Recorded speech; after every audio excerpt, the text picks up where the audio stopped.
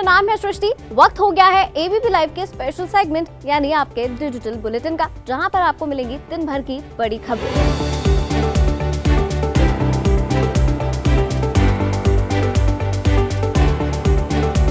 तो चलिए शुरुआत करते हैं दिन की बड़ी खबर के साथ। सबसे पहले बात करेंगे कंझावाला केस की। कंझावाला मामले में कोर्ट ने आरोपी आशुतोष भारद्वाज की जमानत याचिका खारिज कर दी है।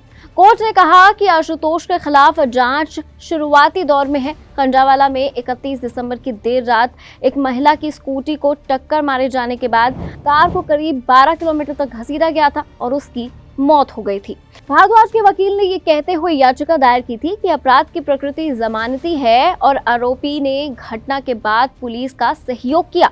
तो वहीं सरकारी वकील अतुल श्रीवास्तव ने याचिका का विरोध करते हुए कहा था कि भारद्वाज ने दुर्घटना में शामिल कार एक अन्य से आरोपी को सौंप दी थी, जिसके पास ड्राइविंग लाइसेंस तक नहीं था। चलिए अब बढ़ते हैं दूसरी खबर की तरफ। कर्नाटक के हुबली में प्रधानमंत्री नरेंद्र मोदी की सुरक्षा में चूक का बड़ा मामला सामने आया है। यहाँ पीएम मोदी के रोड शो के दौरान एक युवक अचानक उनकी तरफ दौड़ता है और पीएम के काफी ज्यादा करीब पहुंच जाता है। दरअसल युवक प्रधानमंत्री तक फूलों की माला पहुंचाना चाहता था।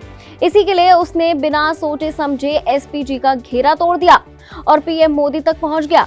इसे देखते ही एसपीजी कमांडो हरकत में आए और युवक को पीएम से दूर कर दिया। जरा देखिए ये वीडियो। स्वीकार करते हुए नजर आते हैं तो निश्चित तौर पर इससे पता चलता है कि कितने लोकप्रिय हैं प्रधानमंत्री नरेंद्र मोदी, और ये लोकप्रियता उनकी वर्षों की कठिन तपस्या मेहनत का नतीजा है जो उन्होंने देश की जनता। चलिए बढ़ते हैं अगली खबर की तरफ। अफगानिस्तान की राजधानी काबुल में एक आत्मघाती बम धमाका हुआ जिसमें 20 से ज्यादा लोगों की मौत हो गई है। ये धमाका बुधवार शाम तालिबान के विदेश मंत्रालय के बाहर हुआ। सूत्रों के मुताबिक जिस समय ये बम धमाका हुआ उस समय तालिबान और चीनी अधिकारियों के बीच बैठक चल रही थी। रिपोर्ट्स की माने तो विदेश मंत्रालय के बाहर विस्फोटक और गोलियों की आवाज सुनाई दी थी। अफगानिस्तान के गृह मंत्रालय के प्रवक्ता अब्दुल नफी ठाकुर ने इस मामले की जानकारी दी। इसके बाद ये भी बताया कि इस हमले में कई लोग विस्फोटक के बाद घायल हो गए हैं। चलिए बढ़ते हैं अगली खबर की तरफ। उत्तराखंड के जोशीमठ में जमीन धंसने के मामले के कारण वहां के लोगों को सुरक्षित जगह पर शिफ्ट करने का काम जारी है। इस बीच केंद्रीय गृह मंत्री अमित शाह ने जोशीमठ की स्थिति को देखते हुए 5 केंद्रीय मंत्रियों के साथ एक अहम बैठक की।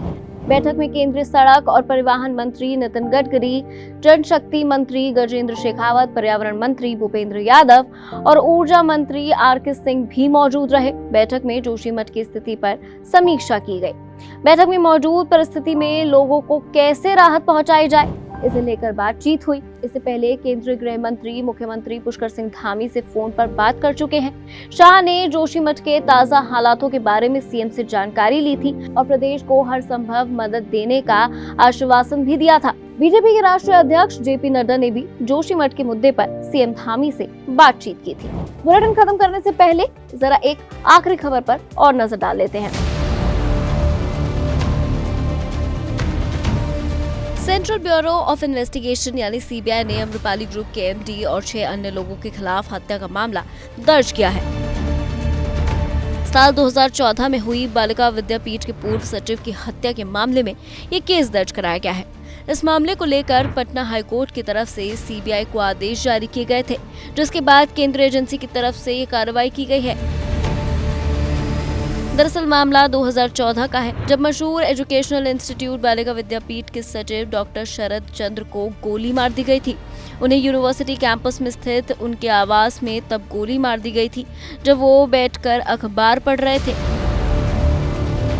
इस मामले की शुरुआती जांच लोकल पुलिस की तरफ से की गई, लेकिन बाद में केस सीआईडी को सौंप दिया गया। इसके बाद भी जांच पर लगातार सवाल उठते रहे और साल 2017 में शरद चंद्र की पत्नी ने हाईकोर्ट में याचिका दायर की, जिसमें सीआईडी जांच पर सवाल उठाए गए थे।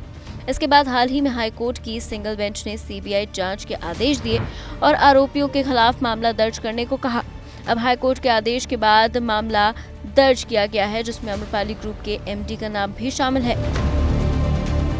मीडिया रिपोर्ट्स के मुताबिक सीबीआई एफआईआर में कहा गया है कि अम्रपाली ग्रुप के एमडी अनिल शर्मा ने बालिका विद्यापीठ के ट्रस्ट को राजेंद्र प्रसाद सिंघानिया, डॉक्टर प्रवीण कुमार सिन्हा, श्याम सुंदर प्रसाद और शंभू शरण सिंह के साथ मिलकर हड़प लिया, जिसके बाद शरद चंद्र को जबरन हटा दिया गया।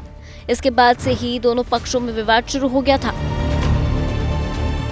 ये भी कहा गया है कि बालिका विद्यापीठ की आय पर एक पर्सनल अकाउंट खोलकर कब्जा कर लिया गया। इसके बाद मृतक शरद चंद्र लगातार इसे लेकर आरोप लगाते रहे। इसका नतीजा ये रहा कि शरद के घर पर हमला किया गया और उन्हें लगातार धमकी दी गई, जिसके बाद 2014 में उन्हें गोली मार दी गई।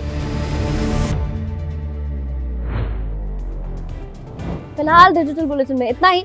कल फिर मिलेंगे आपसे दिन की ताजा खबरों के साथ। देखते रहिए एबीपी लाइव।